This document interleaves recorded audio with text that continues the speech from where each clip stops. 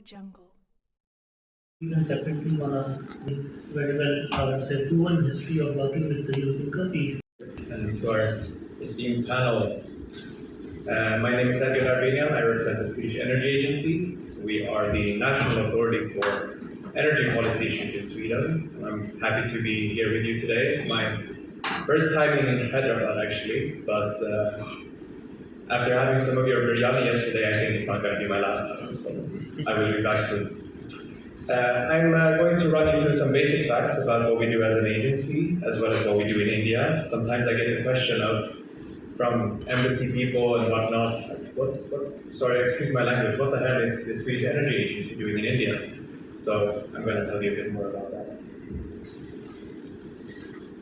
So to start off with some basics, we are, as I said, the National Authority for Energy Policy Issues in Sweden. We sort under the Swedish Ministry for Climate and Enterprise with a Director General who is appointed by the government. We are also a government-funded agency with about 540 employees, and we're based out of a city called Eskilstuna, which is located right outside the capital of Stockholm, and with a representational office in the capital itself as well. Our vision is affordable and clean energy. To some of you, this might sound familiar because it's basically the same as in the Agenda 2030. And so what we do is we promote energy system. Some of you may know that Sweden has an almost fossil-free electricity system today already. It's about 99% fossil-free. But we still have a massive industry that needs to undergo electrification and an energy system that is in dire need of transition. Sweden has a net zero ambition set at 2045, which is 5 years ahead of the EU common goal. I think we are able to continue this 14 years of engagement because of the CII leadership, the commitment and the support we get from the CII leadership is what is motivating this program. Thank you, sir. Thanks for your presence. And you correctly said, what is the business model we should look for whenever we look for the opportunities. And I would like to assure on behalf of CII and Indian industries, definitely the Indian industry is very positive and is ready to adopt new technologies at any point of time. So thank you, sir, once again. And thank you, Mr. Pawan. I think whether it is life or business, you need a good partner. So because of Mr. Pawan and the Business Sweden kind of a partner, we were able to continue this association for more than 14 years. I think without that support, their support and their involvement, I think not been possible. Thank you for your all the support, and then we hope we will continue this partnership and then do more things in the future. And then thank you, Mr. Edgar, for your support. Again, this is another Swedish Energy Agency is one agency where we were able to do a lot of things. In fact, he also mentioned about the lead IT, which we believe that it will bring in transformation in the breakthrough technologies in decarbonization, especially for the steel and cement hard-to-abate sectors, not only for them, but also for other points. And then thanks to all of you for joining here, sparing your time, believing that there will be some good good inputs and business opportunity from this engagement. Thanks for your time, and also thanks to all the technology providers from Sweden because you are here to transfer the knowledge and then support us and then work together to make the business more successful. And then with that, I will also would like to mention a few.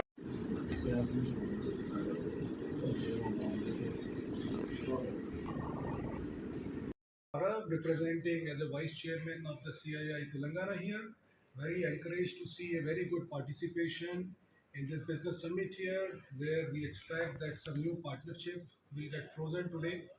And it is very nice to see that how the Swedish innovation and with the Indian scale, we can really come together and create something big, and especially in the area of the clean tech, the clean energy. Whatever work, whatever innovation the Swedish companies have done, I see a very good potential here in India. We have 7 companies today here, those who have come up all the way from Sweden, and this is a joint, and I'm sure that we will continue to see a lot of progress now and also in the future.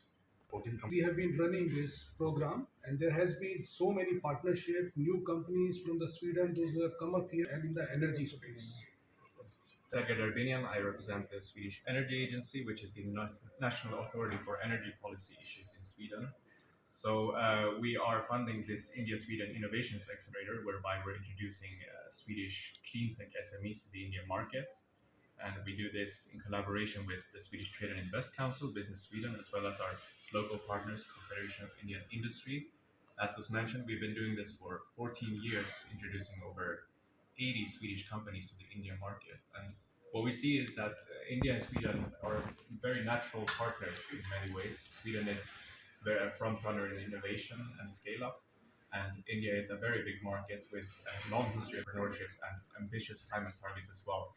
So I do really think that Sweden and India can set an example for the rest of the world in terms of bilateral collaboration, and I think the ICEA program, as we call it, is a testament to that as well, with its results that we've shown over these past 14 years. Sorry, what do you mean? So only Yeah, we collaborate with across the whole world, but India is one of our most prioritized markets, and as detailed also in the Swedish foreign trade strategy as well. So we are a promotion agency, the Swedish Energy Agency, according to that strategy, and India is a very, very prioritized country for Sweden. For What is your collaboration business? across different sectors, but we work in the energy field, clean tech, but we're quite broad in our definition. So we work with companies that have both direct and indirect energy relevance, and we see that some of our biggest success cases have, for example, been in water sustainability in India, where there's a very big demand. Also renewables, energy efficiency. The companies we have with us today also span across a variety of areas, working with everything from water sustainability, cooling agents, smart metering, smart grids, and so forth. So, Thank you. I'm Pavan. I'm heading the New Delhi office of Business Sweden, which is the office of the Swedish Trade Commissioner. We are very proud to be partner of this flagship program, Industrial Innovations Accelerator. With the India-EU FTA coming into picture, hopefully by next year, we see a very strong collaboration happening between Indian and Swedish companies. In the last 10 years, we've already seen the trade between India and Sweden growing by 3 times, touching almost $8 billion last year. And we are expecting a lot of more investments to come in from Sweden to India. Also, we are expecting a lot of Indian companies to go and invest in Sweden, use Sweden as a gateway towards whole of European Union. And this program is an excellent example how we are combining the Swedish innovation pros with the India's capacity to develop solutions on scale.